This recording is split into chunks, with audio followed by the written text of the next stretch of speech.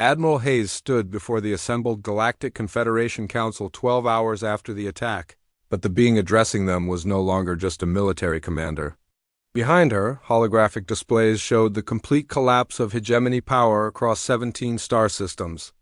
In less than half a day, humanity had demonstrated capabilities that redefined galactic politics forever.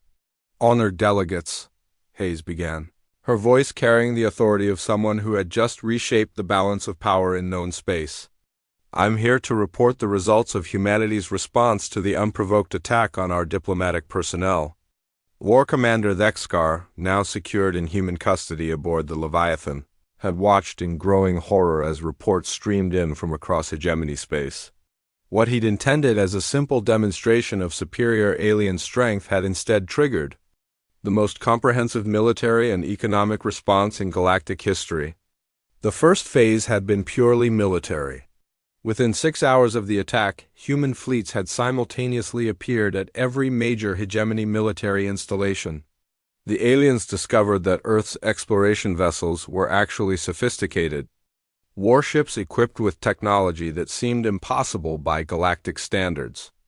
"Your energy shields are impressive," Admiral Hayes continued, addressing the hegemony delegation directly, "but they're designed to deflect energy weapons and charged particles. They don't stop kinetic projectiles moving at 30% of light speed." The tactical displays showed the devastating effectiveness of human railgun technology. Hegemony dreadnoughts that had dominated battlefields for centuries were reduced to drifting hulks by salvos of magnetically accelerated tungsten slugs. Their shields, optimized for energy deflection, offered no protection against solid projectiles moving at relativistic speeds, but the military action was only the beginning.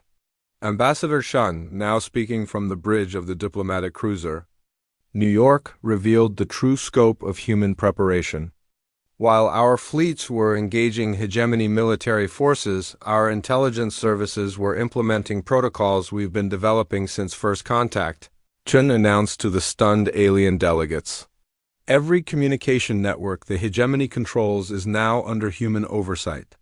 The revelation sent shockwaves through the assembled representatives.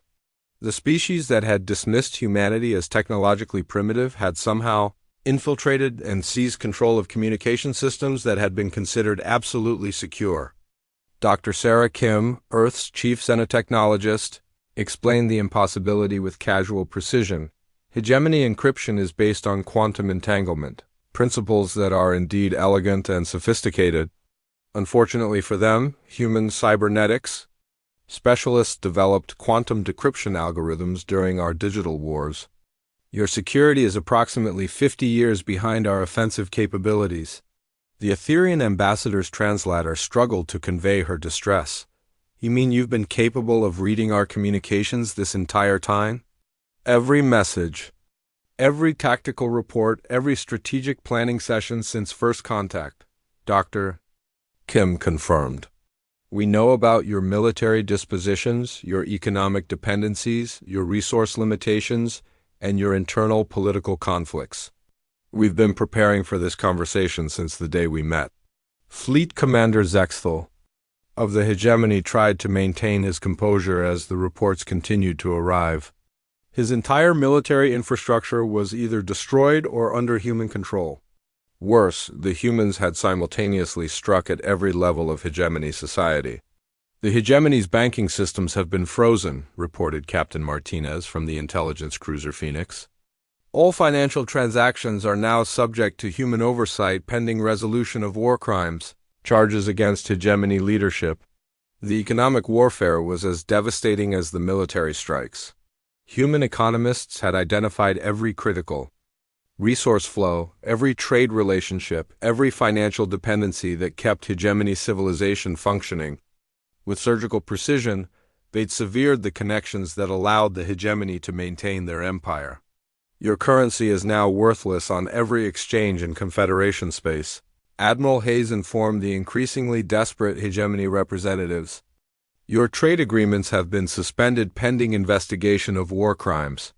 Your colonial worlds are receiving humanitarian assistance directly from Earth, bypassing hegemony authority entirely." But perhaps most shocking of all was the political response. General Patricia Williams, speaking from Earth's Strategic Command Center, delivered the news that shattered hegemony confidence completely. 17 former hegemony worlds have formally requested admission to the Terran Defense Alliance, Williams announced.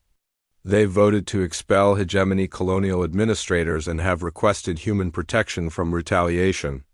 The truth was devastating in its simplicity. The hegemony had ruled through fear and superior technology, but they'd never inspired loyalty. When humanity offered protection and partnership instead of domination, entire worlds had abandoned their former masters without hesitation. War Commander Thexkar, watching his civilization collapse in real time, finally spoke through his translator. How? How did you prepare for this? We've observed your species for decades. You were divided, fighting among yourselves. Ambassador Shun's response carried the weight of human history. We were fighting among ourselves, War Commander. And every conflict taught us something new about warfare, about strategy, about survival. While you were maintaining galactic peace, we were learning every possible way to fight and win. Rodriguez, standing at attention beside the ambassador, added his perspective as a ground soldier. Sir, humans have been at war for our entire recorded history. We fought with clubs, swords, gunpowder, nuclear weapons, and energy fields. We've learned from every defeat, adapted to every challenge, and prepared for every possible threat. The Marine gestured toward the tactical displays showing the continuing collapse of hegemony power. You ruled through strength, but you forgot the most important lesson about strength. It's only as good as your willingness to use it. When you attacked our people, you discovered that humans don't just prepare to fight, we prepare to win. Dr. Kim provided the technical details that made the victory complete. Our stealth reconnaissance probes have been operating in hegemony space for 8 months, mapping every installation, recording every communication, analyzing every weakness. When War Commander Thexkar attacked our diplomatic team, he triggered responses that were already in place and ready to execute. The scope of human preparation was staggering. Sleeper agents had been positioned on key worlds. Economic pressure points had been identified and prepared for exploitation. Military targets had been ranged and targeted. Propaganda campaigns had been designed to undermine hegemony authority. Even humanitarian relief operations had been pre-planned to demonstrate human benevolence in contrast to alien oppression. In your language, Admiral Hayes said directly to the hegemony delegation, what we've just demonstrated is called overwhelming force projection, combined with strategic depth and tactical flexibility. In human terms, we call it making sure that anyone who threatens our people regrets it for the rest of their very short lives. The Confederation Council chamber fell silent as the full implications became clear. Humanity hadn't just defeated the hegemony, they'd revealed capabilities that made them the most formidable military force in known space. Every species present was recalculating their understanding of human potential and their own security arrangements. The Corvan ambassador, speaking carefully through his translator, asked the question everyone was thinking, what happens now? What are Earth's intentions regarding the former hegemony territories? Ambassador Chen's response defined the new galactic order. The Terran Defense Alliance will provide security and governance for any world that requests our protection. We'll maintain the peace that the hegemony claimed to preserve, but we'll do it through cooperation rather than domination. She paused, looking directly at each alien delegation in turn. However, let me be absolutely clear about one thing. The attack on our diplomatic personnel was an act of war against humanity. The perpetrators will face justice under human law. Any attempt to interfere with that justice will be considered an act of aggression against Earth. The threat was delivered with diplomatic politeness, but every being in the chamber understood its implications. Humanity had just demonstrated the ability to dismantle an interstellar empire in 12 hours. The logical conclusion was inescapable. No force in known space could protect anyone who threatened human interests. War Commander Thexkar, his civilization, in ruins around him, made one final attempt at defiance. You cannot hold this position forever. Other powers will unite against you. Your own expansion will create the same resentments that eventually destroyed every empire in galactic history. Rodriguez, speaking with the quiet confidence of someone who just witnessed his species' greatest victory, provided the answer that would echo through space for generations. Sir, you're thinking like a conqueror. We're not here to build an empire. We're here to make sure nobody ever again makes the mistake you made today. Ambassador Chun concluded the session with words that would be remembered as the moment human diplomacy was redefined. Earth extends its hand in. 3 minutes after the shots were fired, the first human response ship dropped out of hyperspace. Admiral Rebecca Hayes stood on the bridge of the USS Leviathan, her flagship watching the diplomatic station grow larger on the main screen. Behind her, the tactical display showed 17 more ships materializing from the void destroyers, cruisers, and the massive dreadnought USS Righteous Fury. "Admiral," called Lieutenant Commander Johnson from the communications station, "we're receiving the automated distress beacon from Gunnery Sergeant Rodriguez's emergency transmitter. Signal indicates hostile contact, shots fired, unknown casualties." Hayes nodded grimly. She'd been a Navy pilot during the Resource Wars, had commanded carrier groups during the colonial uprisings, and had spent her entire career preparing for humanity's first real test on the galactic stage. She hadn't expected it to come this soon. "Tactical, give me a full sensor sweep of the system. Communications, hail the diplomatic station and demand immediate status from our personnel. Navigation, I want our response fleet in a defensive formation around that station in 90 seconds. The bridge hummed with activity as her orders were carried out. Hayes had been in hyperspace conducting fleet exercises when the alert came through. Within seconds of receiving Rodriguez's emergency signal, she'd ordered her entire task force to the diplomatic station's coordinates. The rest of the human fleet scattered across 3 systems was already converging on their location, on the station. Ambassador Shun watched through the conference hall's massive viewport as human warships appeared like hunting wolves materializing from darkness. Each ship bore the distinctive angular lines of human naval architecture, their hulls painted in the aggressive gray-black that had become synonymous with Earth's military. "How many ships do your people have?" asked the Corvin ambassador, his rock-like features showing unusual emotion as more human vessels continued to arrive. "Enough," Chung replied simply, though privately she was impressed by the speed of the response. She'd known that attacking a Marine would trigger automatic protocols. But seeing the reality of humanity's military doctrine in action was something else entirely. Rodriguez maintained his position, weapons still trained on the wounded war commander while medical teams worked frantically to stabilize the alien's condition. The hegemony delegate was conscious but clearly in shock, both from his wounds and from the realization that his supposedly superior armor had been penetrated by primitive human weapons. "Your bullets," Dexcar managed to whisper as alien medics worked over him. "They should not have been able to harm me." Rodriguez glanced at Ambassador Chun, who nodded slightly. "Sir, our intelligence services have been studying hegemony military technology since first contact. We know about your armor's energy dispersion systems, your shield frequencies, and your weapons capabilities. What you didn't know is that kinetic weapons create electromagnetic disruption patterns that interfere with your species' nervous system." The war commander's eyes widened in shock. "You planned this. The attack was a trap."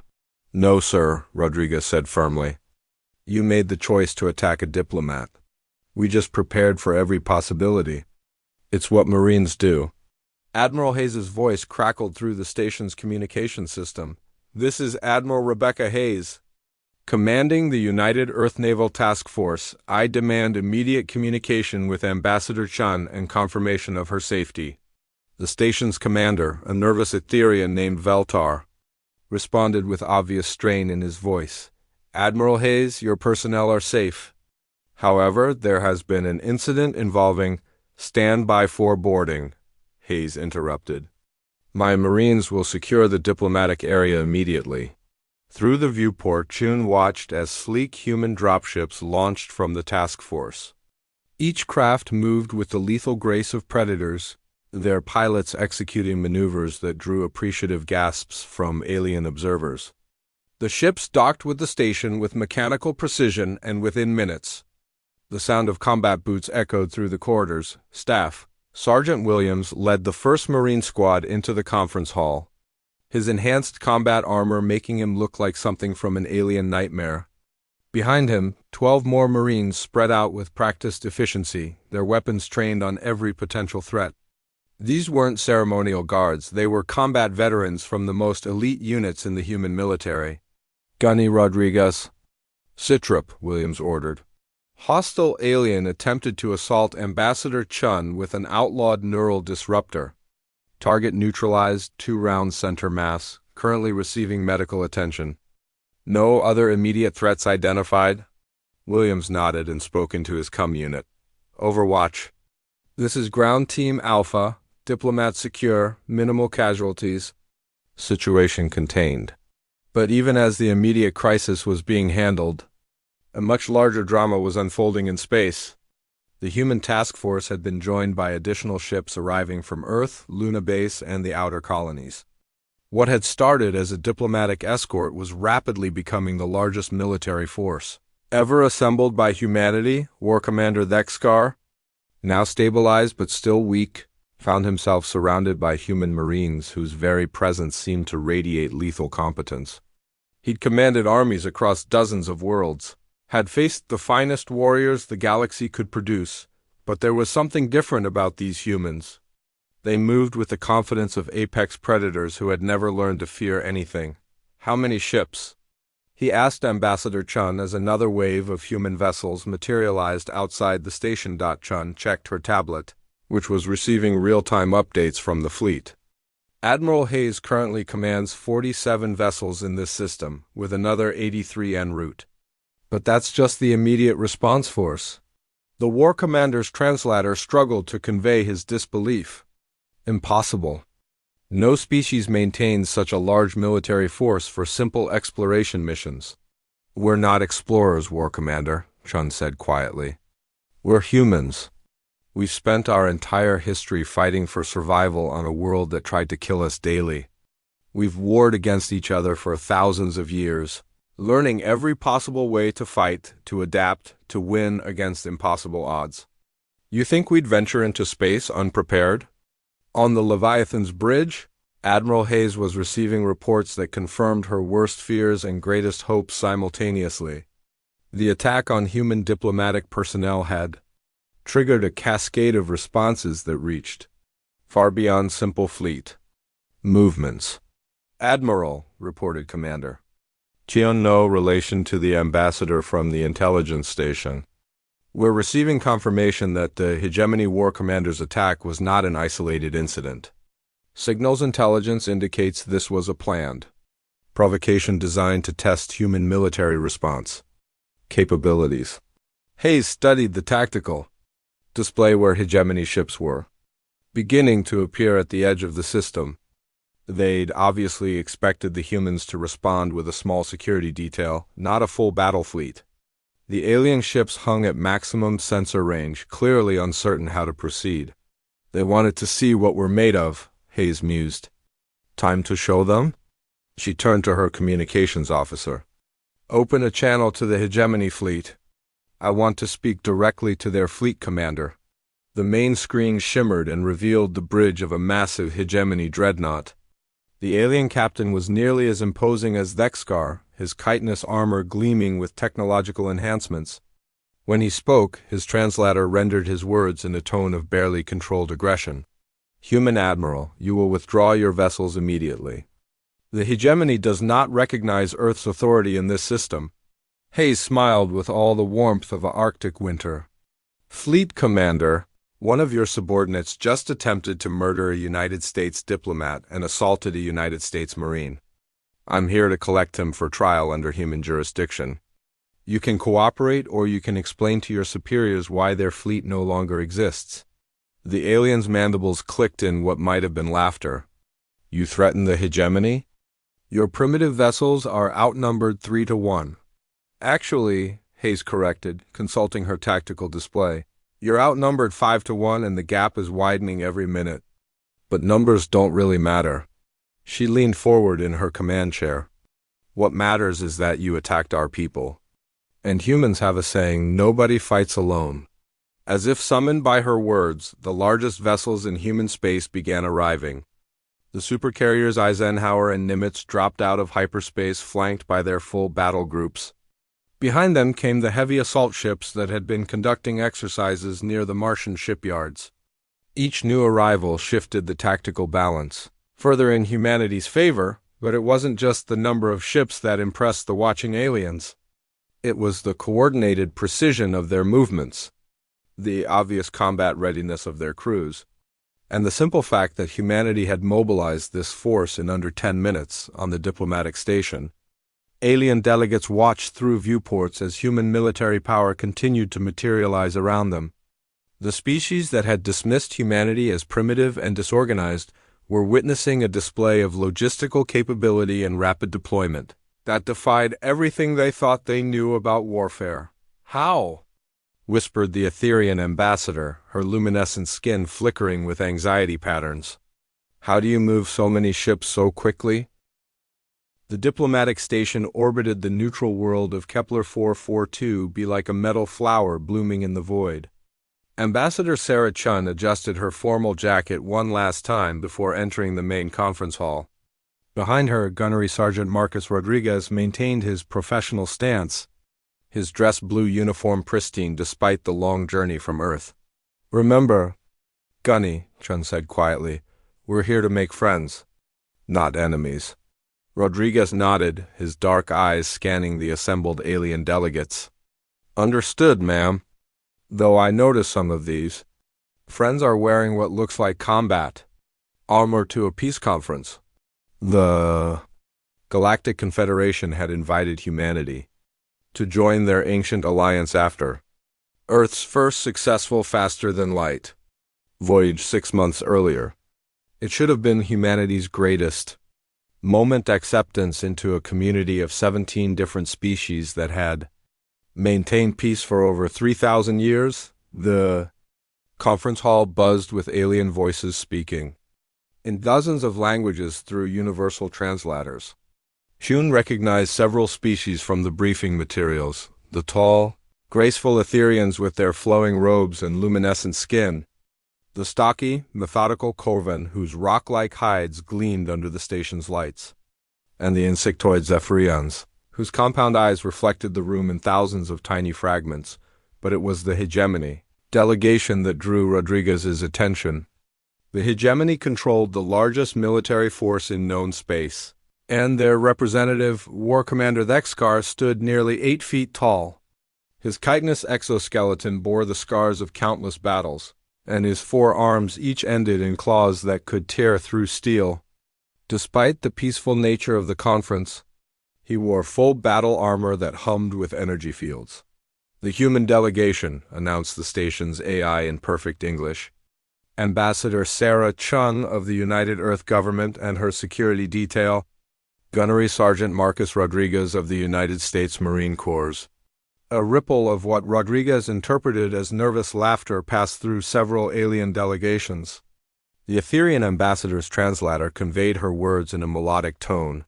Such a primitive species, bringing weapons to a peace conference. Rodriguez's jaw tightened slightly, but he remained silent. His sidearma, standard M18 pistol, seemed almost quaint compared to the energy weapons and force fields displayed by other species. What the aliens didn't know was that Rodriguez wasn't just any Marine. He was Force Reconnaissance, a graduate of Scout Sniper School, and had served 3 tours in the most dangerous combat zones. Earth had to offer. Ambassador Chun approached the central podium, her heels clicking on the polished metal floor. "Honored delegates," she began, "Earth comes to you in friendship. We seek to learn from your wisdom and contribute our own unique perspectives to the Confederation."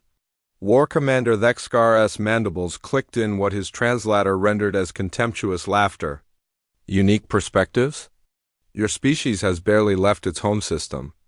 You wage war against your own kind and poison your own planet. What could you possibly offer civilizations that have mastered the stars for millennia?" Chun maintained her diplomatic composure, though Rodriguez noticed her hands clench slightly at her sides. "We offer determination, adaptability, and a fresh viewpoint. Sometimes those who are new to a situation can see solutions that long experience might overlook. Determination?" Dexkar's four eyes fixed on Chun with predatory intensity. "Your kind breaks at the first sign of real hardship. The hegemony has observed your species for decades. You are weak, divided, and entirely unsuited for the responsibilities of Confederation membership." The room fell silent. Rodriguez could feel the tension radiating from the other delegates. Some seemed uncomfortable with Dexkar's hostility, while others watched with barely concealed interest, as if eager to see how humanity would respond to the challenge. Chun stepped forward, her voice steady and professional. "With respect, War Commander, I believe you underestimate both human resilience and our capacity for cooperation. We wouldn't be here today if we lacked determination." Dexkar's translator couldn't quite capture the menace in his rasping voice. "Resilience? Cooperation? Your species' greatest achievement is learning to kill each other more efficiently. The hegemony has decided that humanity represents a potential threat to galactic stability. Your application for Confederation membership is denied." "That decision requires a full vote of the Confederation Council," Chun replied firmly. "No single member can—" "The hegemony speaks for the Council in matters of security," Dexkar interrupted. His forearms spread wide, and Rodriguez caught the gleam of weapons built into his armor. "But perhaps a demonstration would help you understand your place in the galaxy." Rodriguez's combat instincts screamed warnings. His hand moved fractionally toward his weapon, but he held back, waiting for a clear threat. The Marine had faced down insurgents, terrorists, and pirates, but he'd never encountered anything like the hegemony War Commander. "Now, War Commander," the Etherean ambassador said nervously. "Surely there's no need for silence?" Dexkar's bellow shook the air. "The humans need to learn that this galaxy belongs to the strong. Their primitive understanding of power ends now." "Energy," crackled along the alien's claws as he activated. "Some kind of neural disruptor. Weapon designed to overload nervous systems and leave victims paralyzed but conscious." Rodriguez had read about such devices in the intelligence briefings. They were outlawed by 17 different galactic treaties, but the hegemony had never signed those agreements. Dexkar lunged toward Ambassador Chun with terrifying speed. His neural disruptor charged to full power, ready to leave Earth's representative a helpless example of human weakness. The alien's combat training had prepared him for many things, but not for the human who stood between him and his target. Rodriguez moved with the fluid precision that had made him one of the Marine Corps' most elite operators. His sidearm cleared its holster in a practiced motion that had been drilled into muscle memory through thousands of repetitions. The M18's tritium sights aligned on center mass in a heartbeat. "Gun!" Rodriguez shouted, both to alert the ambassador and to satisfy the rules of engagement he'd memorized years ago. The pistol barked twice in rapid succession. The 9mm round struck Dexkar's chest with surgical precision, finding the gaps in his armor that Rodriguez's trained eye had identified the moment the alien entered the room. The War Commander's charge faltered as the bullets disrupted his nervous systems. Electrical patterns, an unexpected side effect of human kinetic weapons on hegemony physiology. Dexkar staggered, looking down at the dark fluid seeping from his wounds. His translator struggled to convey his disbelief. "Impossible! Your primitive projectile weapons cannot penetrate hegemony armor." Rodriguez maintained his firing stance, pistol trained on the alien's center mass. "Respectfully, sir, they just did." The conference hall erupted into chaos. Several alien delegates activated personal shields or called for their own security details. Others backed toward the exits, chittering or whistling in alarm. The station's automated systems began announcing security protocols in multiple languages. Ambassador Tian stood perfectly still behind Rodriguez, her training as a former State Department crisis negotiator keeping her calm despite the adrenaline flooding her system. She watched as the massive alien warrior, a creature from a species that had conquered dozens of worlds, swayed on his feet. brought low by two precisely placed bullets from an Earth weapon that most of the galaxy considered obsolete. Medical assistance to Conference Hall Alpha immediately, the station's AI announced. Security teams respond code yellow. But Rodriguez knew the real security response would come from somewhere else entirely. The moment he'd fired his weapon, automatic protocols had been triggered. Every human embassy, military installation, and diplomatic mission in known space had received an instantaneous alert: human diplomatic personnel under attack. Marine security detail engaged hostile alien forces. The hegemony had just made the biggest mistake in their 3,000-year history. They had attacked humans who were under the protection of the United States Marine Corps and Marines. As any human military historian could have told them, never traveled alone, War Commander Thexgar collapsed to his knees, his neural disruptor clattering across the floor, his four eyes fixed on Rodriguez with a mixture of pain, confusion, and something that might have been respect. How? He managed to rasp. Rodriguez kept his weapon trained on the wounded alien but allowed himself a slight smile. Sir, you made the same mistake everyone makes about Marines. You assumed we were just security guards. But we're not here to protect Ambassador Chun from threats. His smile widened. We're here to protect threats from what comes after. In the distance, the first alarm klaxons began to sound as the station's sensors detected the incoming warp signatures. Humanity's response was already on its way, and it would arrive much sooner than anyone in the galaxy thought possible. The hegemony had wanted a demonstration of strength. They were about to receive one that would echo through the stars for generations to come. Because 5 minutes ago, they had attacked a United States Marine and an American diplomat. And now they were about to discover why. Earth's military doctrine was built around a simple principle: nobody fights alone.